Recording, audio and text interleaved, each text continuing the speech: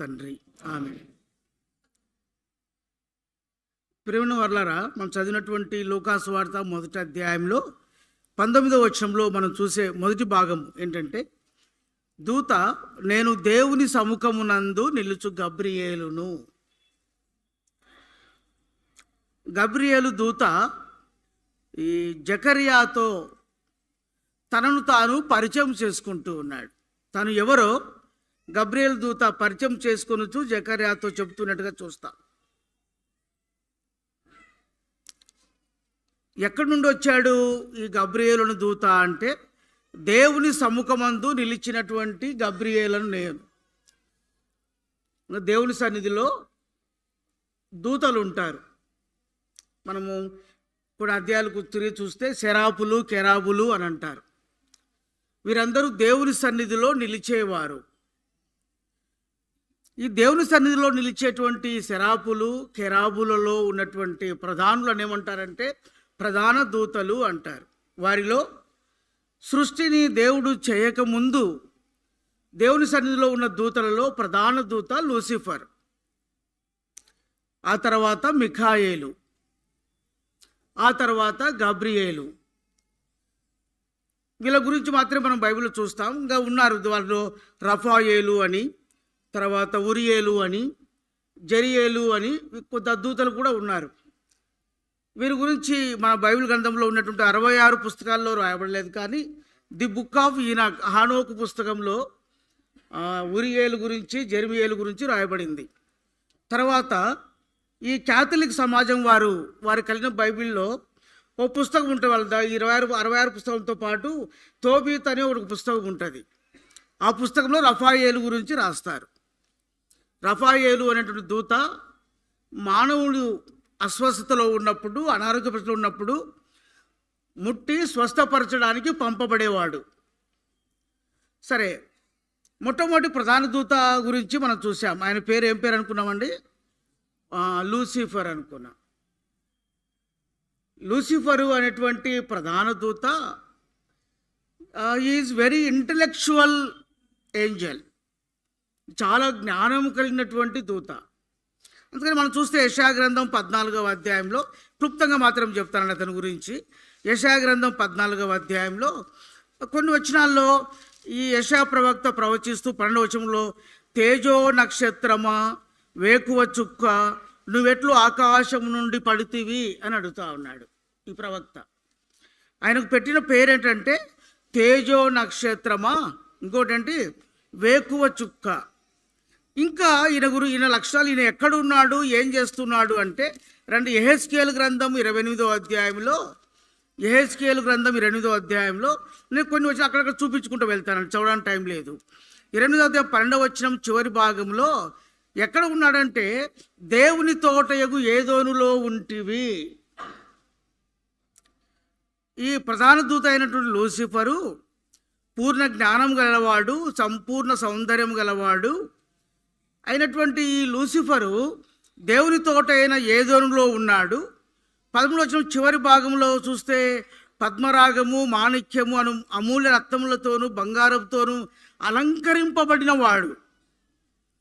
14వ వచనంలో చూస్తే ఆశ్రయముగా ఉన్నవాడు, నియమించబడినవాడు, దేవుని ప్రతిష్ఠింపబడిన పర్వతం మీద ఉన్నటువంటి వాడు. 15వ వచనంలో చూస్తే ఇటువంటి అంత మాత్రం ఇతను యథార్థవంతుడుగా ఉన్నాడంట. ఇదే వచ్చింది సమస్య అంతా, మనకు కూడా అంతే. లోకంలో ప్రతి ఒక్కరికి అదే. జ్ఞానం కొంచెం ఎక్కువైతే, డిగ్రీలు కొంచెం ఎక్కువైతే, డబ్బు కొంచెం ఎక్కువైతే, తర్వాత అందం ఉంటే, ఆడవాళ్ళకైతే ముఖ్యంగా కొంత ఆభరణాలు ఉంటే, ఏం తక్కువ అన్నీ ఉంటే ఏమొస్తుందండి? ఏముంటుంది? ఎవరు కనపడరు ఇంకా వాళ్ళకు కదా. ఒక మంచి ఉద్యోగం ఉంటే, ఒక అధికారిగా, ఎంతో పెద్ద ఉద్యోగం వద్దులేదు, సెక్షన్ ఆఫీసర్గా ఉంటే చాలు, ఒక 5 మంది వారి కింద పనిచేసే వాళ్ళు ఉంటే అటెండర్లు కనీసం నీళ్ళు కూడా తాగనియరు అనమాట. ఎవరి గురించి మాట్లాడుతున్నాం అంటే దేవుని ప్రజల గురించి, లోకస్తుల గురించి కాదు. అంటే మానవుని యొక్క నైజం అలాంటిది. మానవుడేనా అంటే దేవుని సన్నిధిలో ఉన్నటువంటి ఈ దూతలు మనకు ప్రధాన దూత అయిన లూసిఫరు దేవుడు సృష్టిని చేయకముందు ఉన్నాడు దేవుని సన్నిధిలో. అప్పుడు ఆయన లక్షణాలు ఏంటంటే అలంకరింపబడిన వాడు, ఆశ్రయముగా ఉన్నవాడు, నియమించబడినవాడు, తర్వాత ప్రతిష్ఠ పర్వతం మీద ఉన్నవాడు, తర్వాత యథార్థవంతుడుగా ఉన్నటువంటి వ్యక్తి, తర్వాత పూర్ణ జ్ఞానము గలవాడు, సంపూర్ణ సౌందర్యం గలవాడంట. Is a one of the handsome angel and is one of the total wisdom, having wisdom angel. సంపూర్ణ జ్ఞానము, సంపూర్ణ సౌందర్యం కలిగినటువంటి వ్యక్తి ఈ ఏంజల్. అంతవరకు బాగుంది.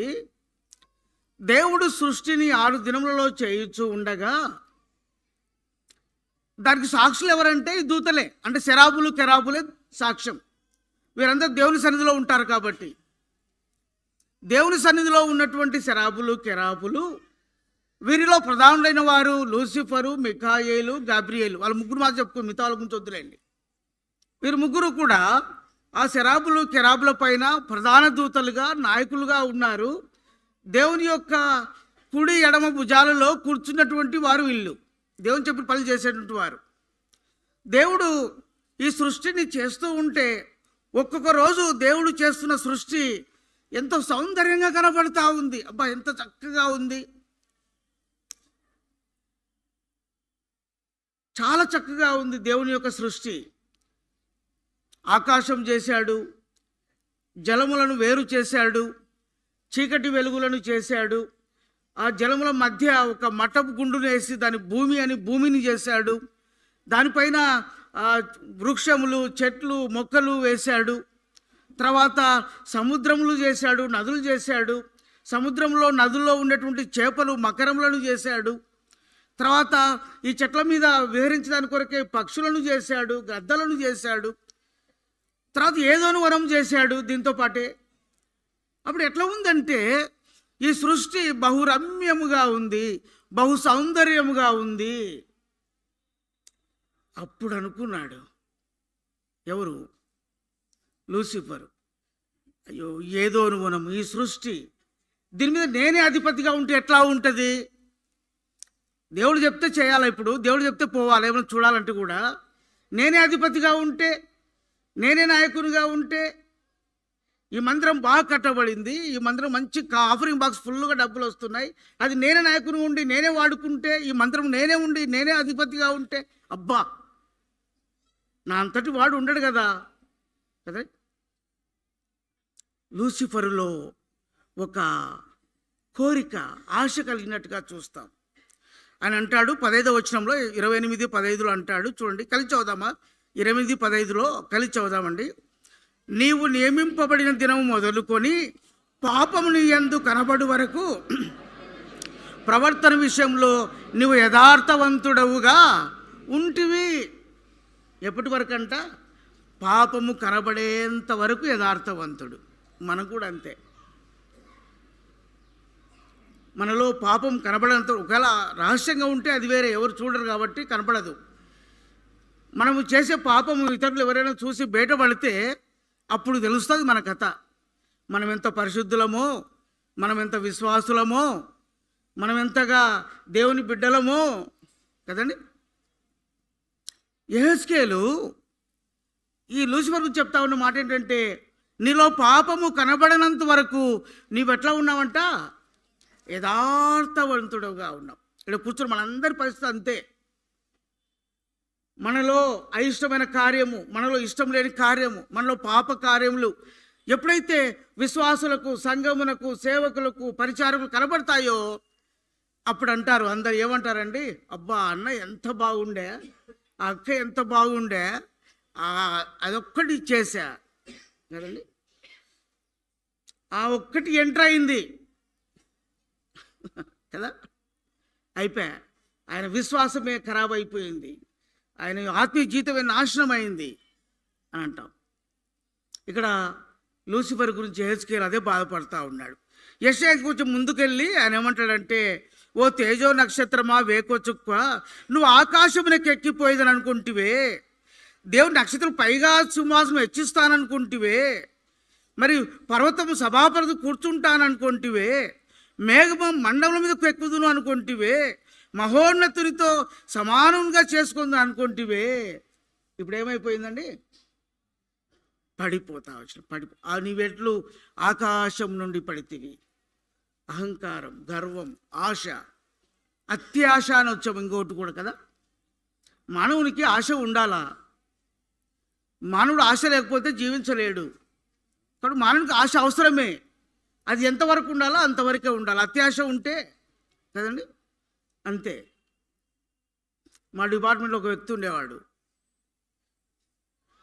ఫస్ట్లో మామూలుగా తీసుకునేవాడు, ఏదో ఫోన్లే అని అనుకునేవాళ్ళం. తర్వాత అత్యాశ అయిపోయింది. ఫైలు కదలాలంటే ఏదో ఒకటి ఇవ్వాల్సిందే. తర్వాత భరించలేని వారు ఏసీబీ కాల్ చేసి పట్టించారు. ఏమైపోయింది? ఉద్యోగం బాయా, జీవితమే నష్టమా. అంతకుముందు సంపాదించిన డబ్బులంతా హైదరాబాద్కి తీసుకెళ్ళి యూసుఫ్గూడలో ఒక అపార్ట్మెంట్ తీసుకొని ఒక నిర్మాతగా మారి సినిమాలు చేస్తూ, అబ్బా సార్ నేను కావాలంటే ఆ ఏఎన్ఆర్ గారి దగ్గర కూర్చోబెడతాను రండి సార్ అనేవాడు ఆ దినాల్లో. తీరా అన్ని అత్యాశ ఎక్కువైపోయి అన్ని పోయిన తర్వాత హీ ఈజ్ నో మోర్. ఇక్కడ లూసిఫర్ విషయంలో చూస్తూ ఉన్నాం. అత్యాశ ఎక్కువైంది. ప్రభు చేసిన సృష్టిని చూశాడు. ప్రభు చేసిన సృష్టి చేసినప్పుడు ఆయన దేవుడు సృష్టిని చేస్తూ ఉంటే ఇంత రమ్యంగా ఉంటుందా, ఇంత అందంగా ఉంటుందా, ఒకవేళ నేనే హెచ్చించుకుంటే, నేనే అధిపతిని అయితే ఇదంతా కూడా నాదే కదా అనుకున్నాడు. అత్యాశ కొలది భూమి మీద పడుతూ వచ్చాడు. రెండవ దూత పేరు ఏం పేరు చెప్పానండి? మిఖాయేలు కదా. మిఖాయేలు కొన్ని డ్యూటీస్ కొన్ని ఉంటాయి. అంటే లూసిఫరు ఈ విధంగా ఉన్నప్పుడు ఎవరెవరు ఉన్నారంటే మిఖాయేలు ఉన్నాడు, గాబ్రియేలు ఉన్నాడు. అది గుర్తుపెట్టుకోండి. లూసిఫరు దేవుని పైన హెచ్చించుకున్నప్పుడు, అంటే దేవుడు అతను నియమించినప్పుడు ఎంతగా ఉన్నతంగా ఉన్నాడు. ఇవన్నీ కూడా ఎవరు చూశారండి? మిఖాయేలు చూశాడు, గాబ్రియేలు చూశాడు. చూసినప్పటికీ వారు అవి చూసిన వాళ్ళు లూసిఫర్ పడిపోయిన తర్వాత కూడా చూశారు. తర్వాత దేవుడు ఏదోను వనమునకు ఆ రెండంచెల ఖడ్గమును అటు ఇటు ఎవరు ప్రవేశించుకుంటూ పెడితే దానికి కాపలు ఎవరంటే మిఖాయేలే. మిఖాయేలు అనేది బైబిల్లో మనకు 5-6 సార్లు మాత్రం పేరు కనపడుతుంది. ఆయన డ్యూటీ ఏంటంటే ఎవరైతే దేవుని ప్రజలు యుద్ధముల్లో ఉంటారో, పోరాటం చేస్తూ ఉంటారో వారి పక్షంగా యుద్ధం చేస్తాడు. మిఖాయేలు యొక్క డ్యూటీ. దానియేలు 8వ అధ్యాయంలో, 10వ అధ్యాయంలో, 12వ అధ్యాయంలో ఆయనకు పారసీక రాజు 21 మంది అధిపతులు దానియేలు మీదకి యుద్ధము ప్రకటిస్తూ వచ్చినప్పుడు, దానియేలును ఓడించి ప్రయత్నం చేస్తూ వచ్చినప్పుడు దేవుడు మిఖాయేలును పంపించాడు. కనుక మిఖాయేలు ద్వారా దానియేలు విజయం పొందినట్టుగా చూస్తాం. తర్వాత యూదా గ్రంథము 1వ అధ్యాయం ఉంటుంది. 9వ వచనంలో అపవాదితో తర్కించి దేవుడే చూసుకుంటాడని చెప్పేసి ఆడ యుద్ధంలో ఆయన ప్రధానుడుగా ఉంటాడు. తన ప్రణగ్రంథం 12వ అధ్యాయంలో చివరి దినాల్లో జరిగేటువంటి యుద్ధము, ఆ యుద్ధం చేసేది ఎవరంటే మిఖాయేలు చేస్తాడు యుద్ధం.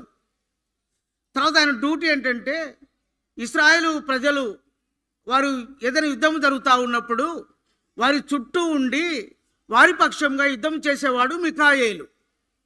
అంటే మిఖాయేలు అనగా అర్థం ఏంటంటే ది వారియర్, యుద్ధ సన్నద్ధుడు, యుద్ధం చేయవాడు అని అర్థం.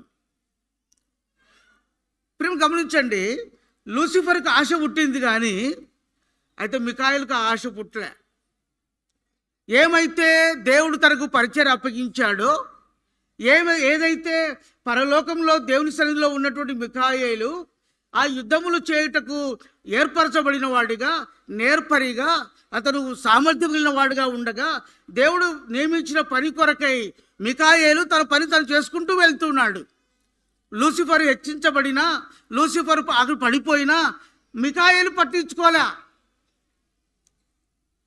తన డ్యూటీ ఎండో చేస్తూ ఉన్నాడు. 12వ అధ్యాయం వరకు కూడా ఆ డ్యూటీ చేస్తాడు. కాబట్టి దేవుని ప్రజలు ఏ యుద్ధము చేస్తుంటే, ఎవరితోనైనా సరే యుద్ధం చేస్తూ ఉండగా వారి పక్షంగా యుద్ధం చేసేవాడు మిఖాయేలు. మనం వాక్యం చదువుకుంటాం, నీతో కూడా నీ యుద్ధం చేయవాడు నీ దేవుడైన యెహోవాయే. అంటే యెహోవా దేవుడు యుద్ధం చేయడు, మిఖాయేలు చేస్తాడు దేవుని పక్షంగా. కాబట్టి మిఖాయేలు అనేటువంటి ఈ దూత యుద్ధ నేర్పరిగా ఉండి తన ప్రజల పక్షముగా, తన సంఘం పక్షముగా ఆయన యుద్ధం చేసేవాడు. మనకి సంఘ వాగ్దానం ఉంది, వారిని చూసి అక్కడ ఉంది, వారిని చూసి బొనకకుడి, బెదరకుడి, మీ పక్షం యుద్ధం చేయవాడిని దేవుడని యెహోవాయే. అంటే యెహోషామాకు దేవుడు ఆ వాగ్దానం ఇస్తున్నాడు, యెహోవా నీ పక్షం యుద్ధం చేస్తాడంటే మన యెహోషాము చుట్టూ ఎవరున్నారని అర్థం అండి? మికాయేలు ఉన్నాడు. నీకు ఆ వాగ్దానం వచ్చినా, లేదా నువ్వు ఆ పోరాటంలో ఉన్నా, నీకు వ్యక్తిగతంగా కుటుంబంగా నువ్వు యుద్ధంలో ఉన్నా, యుద్ధం వంటి పరిస్థితులు జీవితం వచ్చినా, నీ పక్షంగా యుద్ధం చేసేవాడు ఎవరండి? మికాయేలు యుద్ధం చేస్తాడు. ఈజ్ మోస్ట్ పవర్ఫుల్ ఏంజల్, శక్తి సామర్థ్యం కలిగినటువంటి దూత. ఎవరినైనా సరే నీ పక్షంగా యుద్ధం చేసి ఓడించగల సామర్థ్యం గలవాడు మికాయేలు. మికాయేలు యుద్ధంలో ముందుంటే ఇశ్రాయేలు ప్రజలకు ఓటమి లేదు. మికాయేలు యుద్ధ రంగమునందు ఉంటే ఆ ప్రజలకు ఎటువంటి పరిస్థితుల్లో యుద్ధం ఓటమి అనేది కలగదు. అటువంటి దూత మికాయేలు. నా అంశం ఏంటంటే, లూసిఫరు హెచ్చరించబడినప్పుడు చూశాడు, అని లూసిఫర్ను చూసి తను జలసి పొందలే. ఎందుకంటే దినాలు గడిచే కొలది సంఘాల్లో, లోకంలో, ఆఫీసెస్లో మన ఇరుపోరు వారి మధ్య స్పిరిట్ ఆఫ్ జలసీ అనేది చాలా పనిచేస్తుంది. మనతో ఉన్నవారే, మనతో కలిసి భోజనం చేసిన వారే చివరికి నీవు వృద్ధి పొందుతూ ఉంటే, నువ్వు చక్కగా ఉంటే, నీ పిల్లలు బాగుంటే, నీ పక్కలో ఉన్నవారే నీ మీద జలసి, నేను ఎట్లా లాగాల కిందికి, నేను ఎట్లా తోయాలా అని చెప్పేసి. ఒకవేళ నువ్వు దేవునిలో ఉండి ఇటువంటి పోరాటం, యుద్ధం నువ్వు దేవునికి అప్పగించుకుంటే, ఆ స్పిరిట్ ఆఫ్ జలస్తో పోరాడేది, యుద్ధం చేసి ఎవరండి? మికాయేలే. పవర్ఫుల్ ఏంజల్, శక్తిగల దూత అయిన మికాయేలు యుద్ధం చేస్తాడు. సరే, మూడవ వ్యక్తి దగ్గరికి వస్తాం, టైం తక్కువ ఉంది కాబట్టి. మూడవ వ్యక్తి ఏం పేరు చెప్పామండి? గబ్రియేలు. ఈయన గురించి చాలా చెప్పుకోవాలా. గాబ్రియేలు ఇక్కడ లూకాసు వార్త 1వ అధ్యాయం 19వ వచనం ఆయన చెప్పే మాట ఏంటంటే, నేను దేవుని సముఖమందు నిలుచు గాబ్రియేలును. చూడండి, ఆయన introduction it self, it is obedient. తను తాను పరిచయం చేసుకుంటా ఎంతగా విధేయత కలిగినటువంటి గాబ్రియేలుగా కనబడుతున్నాడో మనం ఎరుగుదాము. లూసిఫర్ అత్యున్నతంగా హెచ్చించబడ్డాడు, ఆకాశం అంత ఎత్తుగా ఎదిగాడు, అక్కడి నుంచి కింద పడిపోయాడు. ఇవన్నీ కూడా గబ్రియేలు చూశాడు. తర్వాత ఆ చెరాబులు కెరువులో ఉన్నటువంటి ప్రధాన దూత అయినటువంటి మికాయేలు యుద్ధమందు నేర్పరిగా యుద్ధం చేస్తూ ఉన్నాడు, అనేక విజయాలు ఇస్తూ ఉన్నాడు, శత్రువును ఓడిస్తూ ఉన్నాడు. ఇవన్నీ చూస్తున్న గబ్రియేలు మికాయేలు గురించి తనలో he has not having any spirit of jealousy, ఎటువంటి అసూయ ఆత్మ తనలో లేదు. అంటే లూసిఫరే, మికాయేలే, గబ్రియేలను నేను గబ్రియేలునే అని తను తగ్గించుకున్నట్లుగా అర్థమవుతుంది. ఇక్కడ జకర్యా గారితో అంటాడు, నేను దేవుని సముఖమందు నిలుచు గబ్రియేలును. నేను ఎక్కడ ఉంటానయ్యా అంటే దేవుని సన్నిధిలో ఉంటాను. I was stand before God. ఆ స్టాండ్ అనేది, నిలుచు అనేదానికి ఆ గ్రీక్ పదంలో ఏమంటారంటే ప్యారిస్టానో అంటారు. PARISTANO, ప్యారిస్టానో అంటారు. అంటే దాని అర్థం ఏంటంటే టు వెయిట్ బిఫోర్ సుపీరియర్ అని అర్థం. అంటే సుపీరియర్ అంటే ఉన్నతమైన అధికారి కదా. ఇప్పుడు గబ్రియేలుకు ఉన్నతమైన అధికారి అంటే దేవుడు. అంటే దేవుని సన్నిధిలో ఉండి ఏం చేస్తాడు? టు వెయిట్ బిఫోర్ సుపీరియర్ అంటే ఉన్నతమైనటువంటి అధికారి, ఉన్నతమైన దేవాదేవుడు, సర్వోన్నత దేవుని సన్నిధిలో ఉండి కనిపెట్టుకొని ఉండేవాడను అని అర్థం. నేను దేవుని సముఖంగా నిలిచేవాడిని అంటే దేవుని యొక్క పిలుపు కొరకు, దేవుని యొక్క ఆదేశము కొరకు, దేవుని యొక్క మాట కొరకు ఆయన సన్నిధిలో ఉండి ఎల్లప్పుడూ నేను కనిపెట్టుకొని ఉంటాను, దాని భావం. దేవుని సన్నిధిలో ఉండే నిలుచు గబ్రియేలును అంటే, దేవుని సన్నిధిలో నిలుచువాడను అంటే నా దేవుడు సర్వోన్నతుడు, నా దేవుడు ఉన్నతమైన అధికారి. నేను ఆయన సన్నిధిలో ఉన్నానంటే ఆయన ఎప్పుడు నాకు ఏ పని చెప్తాడో, ఏ కార్యం అప్పగిస్తాడో, ఏమి చేయమంటాడో, I have wait before my superior. నా దేవుని సన్నిధిలో ఆయన ఎదుట నేను కనిపెట్టుకొని ఉండేటువంటి గబ్రియేలును అంటాడు. ప్రేమసాలు గమనించండి, దేవుని పిలుపు కొరకు, దేవుని పని కొరకు, సంఘంలో ఏదో పరిచర్లు ఉంటే వాటి కొరకు దేవుడు మనం ఎప్పుడు పిలుస్తాడు, ఎప్పుడు పిలుపు వస్తుందా అని చెప్పేసి ఎంతమంది మీ మెలకువ కలిగి కనిపెట్టుకొని ఉంటాం కదా. చాలామంది ఏం చేస్తామంటే ఆ ఫోన్ వచ్చింది అనుకోండి, నా ఫోన్ కింద ఉంది, ఫోన్ వచ్చింది అనుకోండి, ఎప్పుడు చూసి జోశామనా అది ఎంబడే భార్యతోనో భర్తతోనో ఉంటాం, ఏమండి జోశామని ఫోన్ చేస్తారు, ఎత్తమంటారా? వద్దులే, ఎందుకు మళ్ళీ రమ్మంటారు, ఏదైనా పని చెప్తారు, వద్దులే అంటే పక్కన పెట్టేస్తారు, కట్ చేయరు. కట్ చేస్తే యూజర్ బిజీ అని వస్తుంది, అంటే కట్ చేసామని అర్థం కదా. దాన్ని ఎత్తకుండా అట్నే పెట్టేస్తారు. అంటే ఆమె ఏమనుకోవాలి, జోశామ నుండి చాలా బిజీ ఉన్నారేమో, లేదంటే వాష్రూమ్లో ఉన్నారేమో, ఈ ఫోన్ ఎత్తలేదులే, మళ్ళీ చూసుకొని చేస్తారులే అంటే అర్ధగంట అవుతుంది, గంట అవుతుంది, 2 గంటలు తిరిగి రిప్లై వస్తుందండి, రాదు. వాళ్ళు మనల్ని గబ్రియేలు అంటారా? ఇంకా దేవుని సన్నిధిలో నిలిచే దూతలు అంటారా మనల్ని? కదండి. కాబట్టి కనుక గబ్రియేలు జకర్యాతో చెప్పిన మాట ఏంటంటే, దేవుని సమ్ముఖమందు నిలుచు గబ్రియేలును. చూడండి, గబ్రియేలు ఆయన పేర్లు మనకు 4-5 సార్లే కనపడుతుంది బైబిల్లో కూడా, 6 సార్లు అనుకుంటాను. అంటే మొట్టమొదటిగా దానియేలు గ్రంథంలో కనపడుతుంది. దానియేలు గ్రంథంలో దానియేలుకు ఒక దర్శనం కలిగింది, పొట్టేలు గురించి, మేక గురించి ఒక దర్శనం కలిగింది. ఆ దర్శనం భావం ఏంటో తనకు అర్థం కాకుండా కానందున కనిపెడతా ఉన్నాడు, ఏంటి దర్శనం యొక్క భావం అని చెప్పేసి. అప్పుడు ఒక మనుష్య రూపమును ధరించినటువంటి గబ్రియేలు దానియేలుకు ప్రత్యక్షమై దానియేలు ఎదుట నిలిచి ఆ దర్శనం యొక్క భావం చెప్తాడు. అంటే లూసిఫరు ఏదోన్లో ఉన్నానంటున్నాడు, ఏదోని తోటలో ఉన్నానంటున్నాడు. అంటే గబ్రియేలు ఎప్పుడు ఉన్నాడండి? ఎప్పుడు ఉన్నాడు గబ్రియేలు? ఏదైనా తోటను సృష్టించినప్పటి నుంచి కూడా ఉన్నాడు. దానియేలు ఉన్నప్పుడు ఉన్నాడు, ఇప్పుడు జకర్యా ఉన్నప్పుడు కూడా ఉన్నాడు. తర్వాత 12వ అధ్యాయంలో మికాయేలు యుద్ధం చేసేటప్పుడు కూడా ఉంటాడు గాబ్రియేలు. కాబట్టి గాబ్రియేలు అనుకోలే, నేను దేవుని సలు ఫస్ట్ నుంచి ఉన్నాను కాబట్టి దేవునికి సంబంధించిన అన్నీ నావే, నాకు అధికారం ఉంది అనుకోలే. నేను జెహోషాములో 30 ఏళ్ళు ఉన్నా, 50 ఏళ్ళు, 60 ఏళ్ళు ఉన్నా, అన్నీ నావే. నాకు దాపుగా 35 సంవత్సరాలు అనుకుంటా జెహోషాముల అనుభవం. అనుకోవడానికి లే, నేను ఎక్కువ కాలం ఉన్నాను కాబట్టి నేను సీనియరు, నేను ఎల్డరు, నాకు పరిచయం ఇవ్వాలని అనడానికి లే. నువ్వు దేవుని సన్నిధిలో కనిపెడుతూ ఉంటే, నీ అక్కర దేవునికి ఉంటే దేవుడు పంపిస్తాడు. దేవునితో మాట్లాడుకో. గబ్రియేలు దానియేలుకు ఒక దర్శనం కలిగింది, ఆ పొట్టేలు గురించి, మేక గురించి, అంటే బబులోను పారసిక రాజ్యంలో గురించి అనమాట. ఒక దర్శనం కలిగింది, దాని భావం అర్థం కావట్లేదు కనుక దానియేలు నువ్వు పోయిరా అంటే వెంటనే పోయాడు, ఏం మాట్లాడలే. గబ్రియేలు వెళ్తున్నాడు, దేవుని సన్నిధికి వెళ్తుంటే గబ్రియేలు ఒక నిమిషం ఆగు అన్నాడు దేవుడు. ఏంటి ప్రభు అంటే, నువ్వు ఇట్లా పోవద్దు, మనుష్య రూపంతో పో అన్నాడు. సరే ప్రభు అన్నాడు. మనుష్య రూపంగా గబ్రియేలు ఎదుటికి వచ్చాడు గబ్రియేలు. అంటే దేవుడు ఎప్పుడు పోమన్నా పోవడానికి సిద్ధమే, దేవుడు ఎలా పోమన్నా అలా పోవడానికి సిద్ధమే, దేవుడు ఎక్కడికి పోమన్నా అక్కడికి పోవడానికి సిద్ధమే. ఎవరండి? గాబ్రియేలు. చూడండి, గాబ్రియేలు వచ్చినప్పుడల్లా కూడా చాలా మటుకు ఆయన ప్రత్యక్షమైనటువంటి, చూడండి దానియేలు గ్రంథంలో కూడా దానియేలుతో చెప్పే మాట ఏంటంటే, చూడండి దానియేలు గ్రంథం ఒక మాట చదువుదాం. దానియేలు గ్రంథం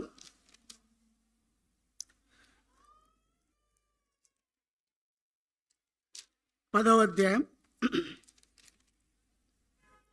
ఇలాంటి దానియేలు గ్రంథం 8వ అధ్యాయం అండి. 8, 9, 10, 12 కనపడతాడు కొద్దిగా అక్కడక్కడ.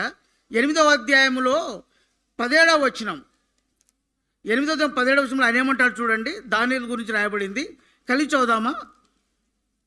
అప్పుడు అతడు, నేను నిలుచున్న చోటునకు వచ్చాను, అతడు రాగానే నేను మహాభయముంది సాష్టాంగపడి తిని అని అంటాడు కదండి. దానియేలు ఏం చేశాడంట అండి, మహాభయముంది అని చూస్తా, మహాభయముంది అని చూస్తా. ఆ భయం పొందినటువంటి దానియేలుతో ఈ గబ్రియేలు గారు చెప్పే మాట ఏంటంటే, అయ్యా నువ్వు భయపడుతున్నావు, మంచిదే, రండి. 12వ అధ్యాయం అనుకుంటా, 12వ అధ్యాయం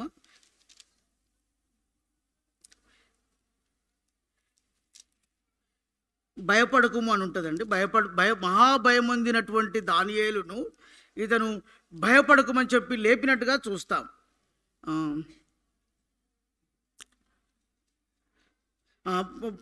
10వ అధ్యాయం 18, 19 వచనాలు కలిసి చదువుదామండి. 10వ అధ్యాయం 18, 19 వచనాలు కలిసి చదువుదాం. అతడు మరలా నన్ను ముట్టి నన్ను బలపరచి, నీవు బహుప్రియుడవు, భయపడకుము. తర్వాత నీకు శుభమవుగాక, ధైర్యం తెచ్చుకొనుమని నాతో చెప్పాను అని చూస్తాను. అంటే గబ్రియేలు దూత ఎవరితో మాట్లాడుతున్నప్పటికీ దాదాపుగా వారు భయంలో ఉన్నప్పుడు, దానియేలు భయం ఉంది సాష్టాంగపడినప్పుడు, దానియేలు పొందిన భయంలో ఈ గబ్రియేలు గారు ఏమంటారంటే, భయపడకుము, ధైర్యము తెచ్చుకొనుము అన్నమాట 2 సార్లు ఉంటుంది. ధైర్యము తెచ్చుకొనుము అని. అంటే భయపడవద్దు అని చెప్పేసి, ఎవరైతే దేవుని ప్రజలు భయంలో ఉంటారో వారి భయమును తీసివేసేవాడు గబ్రియేలు. లూకాసు వార్తలో కూడా మొదటి అధ్యాయంలో మనం చదివిన భాగంలో, మొదటి అధ్యాయంలో మనం ముందుకు వస్తే 12వ వచనం, మొదటి అధ్యాయము 12వ వచనం ఆయన అంటాడు, జకర్యా అతని చూచి తొందరపడి భయపడిన వాడు ఆయను. 13 అందరు కలిసి చదువుదామండి. అప్పుడు ఆ దూత అతనితో, జకర్యా భయపడకుము, నీ ప్రార్థన వినబడినది. కదండి, ఎక్కడికి వెళ్ళాడు గబ్రియేలు? నేను ఇంతకుముందు చెప్పాను, గబ్రియేలు ఎక్కడికైనా వెళ్ళగలడు, ఏ సమయమైనా వెళ్ళగలడు, ఎప్పుడైనా వెళ్ళగలడు అని చెప్పాం. అంటే దేవుని యొక్క ఆజ్ఞను బట్టి. ఇక్కడ జకర్యా ధూపం వేసేటువంటి సమయంలో, ధూప సమయమందు ప్రజలందరూ సమూహం అంతయు వెలుపల ప్రార్థన చేస్తూ ఉన్నారు. జకర్యా తన క్రమము చొప్పున, తన వంతు చొప్పున ధూప వేదిక దగ్గరికి వెళ్ళాడు. ధూప వేదిక దగ్గర జకర్యా ధూపం వేస్తూ ఉన్నాడు. అనగా యాజకులు మాత్రమే ధూపం వేయాలి, అక్కడ అందరూ వెళ్ళడానికి వీళ్ళే. అందుకనే ప్రజలందరూ కూడా, సమూహం అంతయు కూడా వెలుపల ఉండి ప్రార్థన చేస్తున్నారంట. ఈ గబ్రియేలు ఎక్కడికి వెళ్ళాడు? బయటున్నాడా, లోపలికి వెళ్ళాడా? చూడండి అన్నమాట. గబ్రియేలు ఎక్కడికి వెళ్ళాడంట? 11వ వచనం, ప్రభువు దూత ధూపవేదిక కుడివైపున నిలిచి అతనికి కనబడగా. అనగా ధూపవేదిక మీద జకర్యా ధూపం వేస్తూ ఉన్నాడు. ప్రజలందరూ వెలుపల ఉండి ప్రార్థన చేస్తున్నారు. గబ్రియేలు అనేటువంటి ప్రభు దూత ఇప్పుడు ఎక్కడికి వచ్చాడండి? ధూపవేదిక దగ్గరికి వచ్చి ధూపవేదిక యొక్క కుడి ప్రక్కన నిలబడ్డాడంట. జకర్యా చూసి భయపడ్డాడు. ఎందుకండి భయము? ఉన్నట్టుండి మన ఇంటికి విక్టర్న గారు వచ్చి బెల్లు కొట్టినారనుకోండి, ఏం చేస్తాం? అంతగా భయం ఉండదు. అన్న ప్రైజ్ అన్న, అంకుల్ అన్న ప్రైజ్ రాడు అంటాం. భయం ఉండదు, ఎందుకంటే ఎప్పుడు వస్తుంటాడు, ఎప్పుడు రోజు చూస్తుంటాం కాబట్టి. కానీ ఇక్కడ ప్రభుదూత ఈ జకర్యాకు ప్రత్యక్షమైనప్పటికీ, అంటే మలాకి గ్రంథము మత్తయి సువార్తకు మధ్యలో 400 సంవత్సరాల గ్యాప్ ఉంది. అర్థం గ్రహించాల. మలాకి గ్రంథం చివరి అధ్యాయం నుండి మత్తయి సువార్త మొదటి అధ్యాయం వరకు మధ్యలో ఎన్ని సంవత్సరాలు? 400 సంవత్సరాలు పైగా గ్యాప్ ఉంది. ఈ 400 సంవత్సరాలు దేవుడు ఎవరితో మాట్లాడలే, గబ్రియేలు ఎవరి దగ్గరికి రాలే, దేవుని వాయిస్ ఎవరికి వినపడలే, దేవుడు ఎవరికి ప్రత్యక్షం కాలే. 400 సంవత్సరాల పైగా ఎవరికి దేవుడు కనపడలే. అనుకోని రీతిగా అకస్మాత్తుగా ప్రభుదూత ధూపవేదిక దగ్గర జకర్యా ధూపం వేస్తుంటే ఆ కుడి ప్రక్కన నిలబడ్డాడు.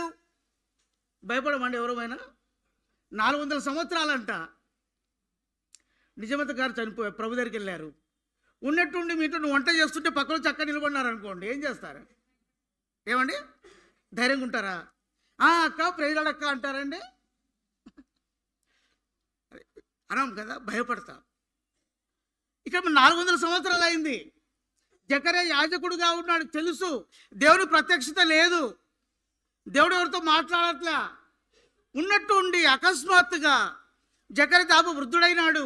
తన బాల్యము నుండి కూడా దేవుని ప్రత్యక్షత తెలీదు, దేవుని ప్రభుదూతను చూడలా, దేవుని స్వరం వినలా, పరిచయం చేస్తున్నాడు అంతే. కాబట్టి జకర్యా భయపడ్డాడు. భయం ఉంది రాయబడి మాట చూడండి, భయపడిన వాడాయను అని చూస్తాం. అప్పుడు ప్రభుదూత గబ్రియేలు మాట్లాడుతున్నాడు జకర్యాతో, జకర్యా భయపడకుము, నీ ప్రార్థన వినబడినది, నీ భార్య అయిన ఎలిజబెతు నీకు కుమారుని కలుగును, అతనికి ఏం పేరు పెట్టాలంట? యోహాను అని పేరు పెట్టాలి. చాలా గొప్ప ధన్యత అండి గబ్రియేలుకు. భూలోకంలో ఉన్నతమైన వ్యక్తులకు 2 వ్యక్తులు పేర్లు పెట్టింది గబ్రియేలు ఒక్కడే. నువ్వు నీ పిల్లలకు పేరు పెట్టుకుంటావేమో, కానీ గబ్రియేలు ఏం చేస్తున్నాడు? జకర్యా కుమారునికి యోహాను అని పేరు పెడతా ఉన్నాడు. తర్వాత మరియతో కనపడినప్పుడు లేదా యేసుతో కనపడినప్పుడు యేసు అని పేరు, అంటే యేసు ప్రభు వారికే పేరు పెట్టినటువంటి గబ్రియేలు కదా. ఎంత ఉన్నతమైన స్థానం, ఎంత ఉన్నతమైన ఆధిక్యత! ఎట్లొచ్చింది ఈ ఆధిక్యత గబ్రియేలుకు అంటే, ప్రేమ వారారా, ఒక నమ్మకమైన పరిచారకుడుగా, ఒక నమ్మకమైన రాయబారిగా దేవుని సన్నిధిలో ఉండి దేవుడు చెప్పిన పనులు చేస్తూ ఉన్నాడు. దేవుని మాట వింటా ఉన్నాడు. ఎక్కడికి వెళ్ళమంటే అక్కడికి వెళ్తున్నాడు. ఏం చేయమంటే అది చేస్తున్నాడు. ఆ సందర్భంలో ఉన్న లూసిఫర్ లాంటి వాళ్ళను పట్టించుకోవట్లా, మికాయిల్ లాంటి వారి గురించి ఈర్ష్యపడట్లే, అసూయపడట్లా. తన్ను తాను దేవునికి సమర్పించుకొని, రోమన్ రాష్ట్రపతిలో చూసిన ప్రణోదయంలో ఎట్లా సమర్పించుకోవాలంట? సజీవ యాగముగా సమర్పించుకోవాలంట మనం. అంటే గబ్రియేలు గురించి ఏమర్థమవుతుంది? అతను సజీవ యాగముగా తన్ను తాను తన ప్రభువు సమర్పించుకొని పరిచయం చేస్తున్నాడు. కనుక జకర్యా కుమారుడైనటువంటి, అంటే ప్రభు కంటే ముందు మార్గం సరళం చేసేటువంటి ఈ వ్యక్తికి యోహాను అని పేరు పెడుతున్నాడు గబ్రియేలు. తర్వాత పాపలను రక్షించడానికి ఈ లోకానికి ఒక మానవుడుగా పరలోకమును విడిచిపెట్టి పరిశుద్ధులను అక్కడ ఉన్నటువంటి పరిశుద్ధమైన దేవదూతలను వదిలిపెట్టేసి ఆ పరలోక మహిమలో 24 గంటలు పరిశుద్ధుడు పరిశుద్ధుడు పరిశుద్ధుడు కొనియాడబడుతున్నటువంటి ఆ మహోన్నతమైన స్థానం విడిచిపెట్టి దేవాల దేవుడు ఒక నరుడికి పరిచయం చేసుకోవడానికి కొరకై ఒక మానవునిగా ఈ లోకంకి వస్తుంటే పేరెవరు పెట్టారండి? గబ్రియేలు పేరు పెడతా ఉన్నాడు. గబ్రియేలు పేరు. What a privilege it is! ఎంత గొప్ప ఆధిక్యత కదా. తర్వాత ఇక్కడ జకర్యాతో నేను సముఖమందు దేవుని సముఖం నుంచి గబ్రియేలును చెప్పిన తర్వాత ఆయన ఎందుకు పంపడ్డాడో చెప్తాను చూడండి. ఈ సువర్తమానము నీకు తెలుపుటకును పంపబడి తిని. నేను వచ్చినా అని చెప్పట్లే. మనమైతే ఏం చేస్తాం? ఏదో నీ గురించి ప్రాణం చేయాలనిపించింది, మీ ఇంటికి వచ్చిన ప్రాణం చేద్దామని కదా. ఈయనేమంటున్నాడండి? ఈ సువర్తమానము, ఈ good news I want to share to you. I was sent by God. దేవుని చేత పంపబడ్డాను. ఈ సువర్తమానమును నీకు తెలియజేయడం కొరకై నేను పంపబడ్డాను. అంటే నా అంతా నేను రాలే, ఇది నా పరిచర్య కాదు, నా దేవుడు పంపించాడు.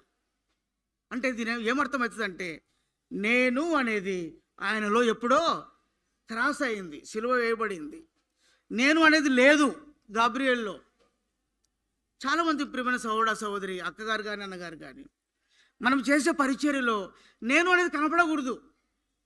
మనం చేసే సువార్తలో నేను అనేది కనపడకూడదు. మనం చేసే ప్రార్థనలో నేను అని కనపడకూడదు. మనము చేసేటువంటి పరిచర్యలో మనం కూర్చున్నా లేచినా నేను కనపడకూడదు. ఎవరు కనపడాలండి? గబ్రియేలు ఎవరిని చూపిస్తున్నాడు? నేను పంపబడ్డాను, పంపబడిన వాడను. తెలుగులో పంపబడిన వాళ్ళంటే అర్థం అండి ఎవరిని అంటారంటే, అపోస్తల కార్యములు మనకు తెలుసు, అపోస్తలులు ఉన్నారు. అపోస్తలుని యొక్క అపోస్తలుడు అంటే అర్థం ఏంటంటే పంపబడిన వాడు అని అర్థం. కాబట్టి నేను దేవుని చేత పంపబడ్డానయ్యా. అంటే గబ్రియేలు ఎంతగా as a spiritual life he has having in his heart, ఆయన హృదయంలో ఎంత ఆత్మీయత కలిగి ఉన్నాడో మనకు అర్థమవుతా ఉంది. రెండవదిగా ఇక్కడ జకర్యా వృద్ధుడుగా ఉండగా, బహుకాలం గడిచినటువంటి వారుగా జకర్యా ఎలిజబెతులు ఉండగా, వారు సంతోషం లేని వారుగా ఉండగా, కన్నీళ్లతో ఉండగా, పిల్లలు లేని స్థితిలో వారు పిల్లలు లేని స్థితిలో ఎడారి జీవితం అటువంటి జీవితం, ఒంటరి జీవితం, ఎవరు ఆదరణ ఉండదు, ఎవరు పలకరించే వాళ్ళు ఉండరు, పిల్లలు లేకపోతే ఎవరు పట్టించుకోరు, ఏ ఫంక్షన్లకు విలువరు, ఏ కార్యాలకు విలువరు, ఏ శుభకార్యానికి విలువరు. వాళ్ళొద్దు వాళ్ళు పిలిచొద్దండి, వాళ్ళకి పిల్లలు లేరు, వాళ్ళు పిల్లలు ఉండోళ్ళు వచ్చేసి నా బిడ్డకు ఒక శ్రీమంతం చేస్తుంటే ఆయన వచ్చి ఏమైనా చేస్తే, ఆయన వచ్చి ఏమైనా చేస్తే నా బిడ్డ కూడా అట్టే అయిపోతుంది, నా బిడ్డ లైఫ్ అట్టే అయిపోతుంది. పిలవద్దండి. ఇది లోకం. కలిసి ఒక కంచంలో భోంచేసినా, కలిసి కూర్చున్నా, కలిసి తిరిగినా, ఈ సాంప్రదాయానికి వచ్చేసరికి ఏం చేస్తామండి? విశ్వాసులమే, బోధించే బోధకులమే ఏం చేస్తాం? వాళ్ళని మాత్రం పిలవద్దండి, వాళ్ళకి తెలకుండా ఇది చేసుకుందాం. ఏం చేసుకుందామండి? నా బిడ్డ గర్భంతో ఉంది, 6 నెలలు అయిపోయింది, నేను శ్రీమంతం చేస్తున్నా. విశ్వాసులారా, విశ్వాసం గురించి మాట్లాడుతున్నా. కాబట్టి వాళ్ళని పిలిచండి, కానీ సేవకుని అస్సలే పిలిచొద్దు. ఇంకెవరు పిలిచొద్దు? పిల్లలు లేని వాళ్ళు ఎవరు పిలిచొద్దు. మనకు అనుకూలంగా ఉండి వచ్చి ఏదైనా గిఫ్ట్ ఇచ్చి భోంచేసిపోయే వాళ్ళు మాత్రమే పిలిచండి. ఇది లోకం. అంటే ఎలిజబెత్ జకర్యాలు ఎంత కన్నీళ్లతో ఉంటారు, వారి జీవితం ఎంతగా ఎండిపోయి ఉంటుంది. ఎంతమంది పిలిచకపోతే తెలిసిన తర్వాత ఎంతగా బాధపడి ఉంటారు, ఎంతగా ఏడ్చింటారు. ఎవరు లేనప్పుడు జకర్యా ఇంట్లో కూర్చొని, ఒంటరిగా కూర్చొని, ఒకరెదుట ఒకరు కూర్చొని, అయ్యో మనకు పిల్లలు లేరే, ఏం చేయాలా, దేవుడు మనకి ఇయ్యాలా అని చెప్పి జకర్యా ఎలిజబెత్తో మాట్లాడుతుంటే, ఎలిజబెత్ అమ్మ జకర్యాతో మాట్లాడుతుంటే వాళ్ళు ఎంతగా కన్నీరు విడిచింటారు. నేను అనుకుంటాను, ఏడవడానికి వారి కళ్ళలో కన్నీళ్ళు లేవు, అంతగా ఏడ్చుంటారు జకర్యా ఎలిజబెత్లు. ఆ పరిస్థితుల్లో గాబ్రియేలు చెప్తా ఉన్నాడు, ఇదిగో మీ కుమారుడు కలుగుతాడు. అయ్యా, మేము బహుకాలం గడిచిన, మాకెట్లా జరుగుతుంది? యథార్థమే కదా, అడిగే ప్రశ్ననే. కాబట్టి గాబ్రియేలు చెప్పాడు, కుమారుడు పుట్టేంతవరకు నువ్వు మౌనిగా ఉండు. జకర్యా ఇంటిలో సంతోషం, జకర్యా ఇంటిలో ఆనందం. ఎలిజబెత్ అమ్మ గర్భం ధరించింది. ఆ తర్వాత ఆమె కొద్ది నెలలు అయిపోయింది, మళ్ళీ మరియమ్మ గర్భం ధరించింది. మరియమ్మ ఎలిజబెత్ ఇంటికి వచ్చింది. ఆ మరియమ్మ ఎలిజబెత్ ఇంటికి వస్తే ఎలిజబెత్ అమ్మ గర్భంలో ఉన్న శిశువు ఎగిరి గంతులు వేస్తున్నాడంట. ఆమె అంటది, ఎలిజబెత్ అమ్మ, ఆరాధన చూసాము, నా ప్రభువు తల్లి నన్ను దర్శించుడు. ఆ మాట చదువుదామా? నా ప్రభువు తల్లి ఏమంటే ఎలిజబెత్ అమ్మ అంటది. చూడండి, ఎలిజబెత్ అమ్మ ఆ మాట మాత్రం చదువుకుందాం. నా ప్రభువు తల్లి నా యొద్దకు వచ్చుట నాకు ఎలాగూ ప్రాప్తించాను. What a wonderful time it is, what a wonderful visit it is, what a అద్భుతం ఇది. నా ప్రభువు తల్లి నా దగ్గరకు వచ్చేసింది అంటే ఆమె గర్భంలో శిశువు గంతులు వేస్తూ ఉండగా వారికి ఎంత సంతోషం అండి, ఎంత సంతోషం. గబ్రియేలు వస్తే సంతోషం మన ఇంట్లో ఉంటుంది. గబ్రియేలు దూత మన ఇంటికి వస్తే భయం తొలగిపోతుంది. గబ్రియేలు మనతో ఉంటే మన ఇంట్లో సంతోషం, ఆనందం, ఒంటరితనం తీసివేయబడుతుంది. కన్నీళ్ళు, ఇంకిపోయిన కన్నీళ్ళు అవి వెలిగించబడుతూ వస్తాయి. ఎండిపోయిన హృదయము చిగురిస్తుంది ఆనందం చేత. ఇప్పుడు అక్కడి నుంచి మరియమ్మ దగ్గరికి వెళ్ళాడు. మరియమ్మ దగ్గర చూడండి, 1వ అధ్యాయంలోనే మరియమ్మ దగ్గరికి వెళ్ళి మరియమ్మతో అంటాడు, చూడండి, 6వ నెలలో గబ్రియేలును దేవదూత, 26వ వచనమండి, గలిలయలో నజరేతను ఊరిలో దావీదు వంశస్థుడు యోసేపును ఒక పురుష రామచేపుని కన్య వద్దకు దేవుని చేత పంపబడెను. ఆ మాట గమనించండి, చాలా ఆశ్చర్యం. ఏమంటండి? దేవుని చేత పంపబడెను అని చూస్తాం. దేవుని చేత గబ్రియేలు మరియమ్మ దగ్గరికి పంపిస్తా ఉన్నాడు. మరియమ్మతో అదే మాట చెప్తున్నాడు చూస్తాం. చూడండి, 29-30 వచనంలో ఆమె బహుగా తొందరపడి ఈ శుభవచనం ఏమిటి అని ఆలోచిస్తూ ఉంటే 30వ వచనంతో అంటాడు దూత, మరియా భయపడకుము, దేవుని వలన కృప పొందితివి. మరియా ఒక యవనస్తురాలు, మన ఆరాధనలో చూసాం. యవనస్తురాలు ప్రభువును స్తుతిస్తూ ఉండే ఎట్లా స్తుతించిందండి? మనం ఎవరన్నా అట్లా ఆరాధన చేశామా? ఇంతమంది ఆరాధన చేశాం. ఎవరైనా మరియవలే ఆరాధన చేశామా? ఎవరైనా వాక్యానుసారంగా ఆరాధన చేశామా? లేఖనాలు పెట్టి ఆరాధన చేశామా? కదండి.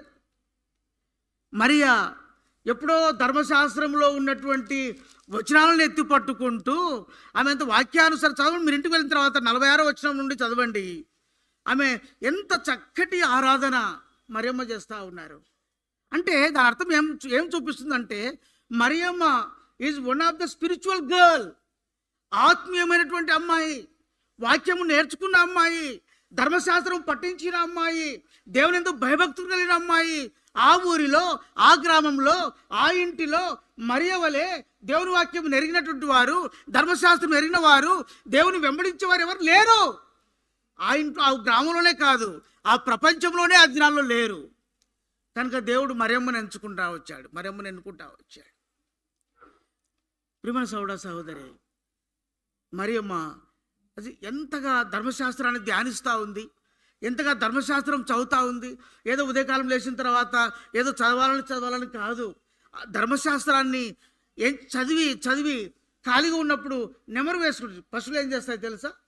ఫస్ట్ పొలానికి తీసుకెళ్తే గడ్డి మేయడానికి తీసుకెళ్తే పచ్చని గడ్డి ఉంటుంది ఒడ్ల మీద, ఆ యొక్క పొలాల గట్ల మీద పచ్చని గడ్డి ఉంటే మనం పశువులను తీసుకెళ్తే అవి చేస్తుంటే అవి దబా దబా తినేస్తూ ఉంటాయి, గడ్డిని తినేస్తూ ఉంటాయి. తినేంత గడ్డిని లోపల కడుపులో పెట్టుకుంటాయి. అప్పుడు అరగదు అది. మళ్ళీ రాత్రి వచ్చింది, మనం ఇంటికి తీసుకొస్తే ఆ పశువుల పాకలో ఉన్నప్పుడు అప్పుడు రాత్రి ఒంటరిగా కూర్చొని పండుకున్నప్పుడు ఏం చేస్తాయి నెమరు వేస్తూ ఉంటాయి. నెమరు వేస్తుంటే నోట్లో నుంచి ఏదో ఆ తెల్లగా బురుగు మాది వస్తూ ఉంటుంది. అంటే కడుపులో దాచుకున్నటువంటి పచ్చి గడ్డిని మళ్ళా బయటికి తీసుకొని బాగా మెత్తగా నమిలి దాని సారమంతా మింగివేసి ఆ పచ్చగడ్డి యొక్క శక్తిని అంతా కలిగి అది మళ్ళా బాగా బలం తెచ్చుకుంటుందంట కదండి. అందుకని కీర్తనకాడు అంటాడు, మనుషులు పశుప్రాయులు, వారికి తెలియలేదు అని. పశుప్రాయులు అయితే ఏం చేయాలా? We have meditate God's word. నువ్వు ఒకసారి నువ్వు ఆఫీస్కి వెళ్ళాలా, స్కూల్స్కి వెళ్ళాలా, కాలేజెస్కి వెళ్ళాలా, లేదా దేంట్లో పని ఉంది, పరిచయం కోసం వెళ్ళాలా, స్వార్థ అన్నిటికి వెళ్ళాలి, మంచిదే. నువ్వు పోయేటప్పుడు ఏదో కొంత చదివేస్తావు. చదివిన తర్వాత నీకు సమయం దొరికినప్పుడు, ఖాళీ సమయం ఉన్నప్పుడు, ఒంటరిగా ఉన్నప్పుడు ఏం చేయాలా? ఆ వచనాలను నెమరు వేసుకోవాలి. ఎంతమంది ఇక్కడ ఉన్నోళ్ళు ఈరోజు దినవాక్యం చదివారంటే అందరు చేతులు ఎత్తారు. ఒక వాక్యం గుర్తున్న వాళ్ళు చెప్పండి అంటే ఎవరు ఎత్తారు? ఎవరో ఇద్దరు ముగ్గురు ఉంటారు అంతే. నువ్వు దినవాక్యం చదివినప్పుడు ఆ దినవాక్యంలో ఏ వాక్యం ద్వారా దేవుడు నీతో మాట్లాడాడు, ఒక మాట మనతో మాట్లాడినప్పుడు ఆ దినమంతా మనం ఏం చేయాలండి? ఆ మాటను కోట్ చేయాలా. ఆరాధన చేసినా, ప్రార్థన చేసినా, నడుస్తున్నా, కూర్చున్నా, ఆఫీస్లో ఉన్నా, స్కూల్స్లో ఉన్నా, కాలేజీలో ఉన్నా, మనం చదివిన దినవాక్యంలో ఒక మాటన్న కనీసం ఒక వచనం దేవుడు మనకు జ్ఞాపకం చేసినప్పుడు ఆ వచనాన్ని ఎట్లా ఉండాలంటే అండి, ఎల్లప్పుడూ మాట్లాడుతూ ఉండాలా. మళ్ళీ రాత్రి సమయంలో ఒంటరిగా ఉన్నప్పుడు ఏం చేయాలండి? మనం చదివిన డైలీ పోర్షన్ మళ్ళీ పైన ఏదైనా చదివి ఉంటాం, అవన్నీ కూడా రాత్రి ఏం చేయాలంటే ఎక్కువ సమయాన్ని we have meditate God's word like a buffalo. అంటే బఫెలోలో కాదులేండి, అట్లా మనం నెమరు వేయాల. అంటే మరియమ్మ ఎట్లా ఉందంటే ఆ దినాల్లో కన్యకనే పరిశుద్ధురాలైనటువంటి కన్యకగా ఉంది. అందరూ క్యాథలిక్ వాళ్ళు భలే చక్కగా ఉంటుంది. వాళ్ళు ఆ తోబీబ్ అనేటువంటి పుస్తకం ఉంది ఒకటి, నేను విజయవాడలో ఉన్నప్పుడు చూశాను. అక్కడ ఆ గుణదల్లో చర్చిలో చూశాను ఆ పుస్తకాన్ని. మరియమ్మ గురించి చాలా చక్కగా రాసి ఉంటారు ఆ పుస్తకంలో. అంటే she is like A Holi person, అంతగా దేవుని వాక్యం చదివినటువంటి అమ్మాయి.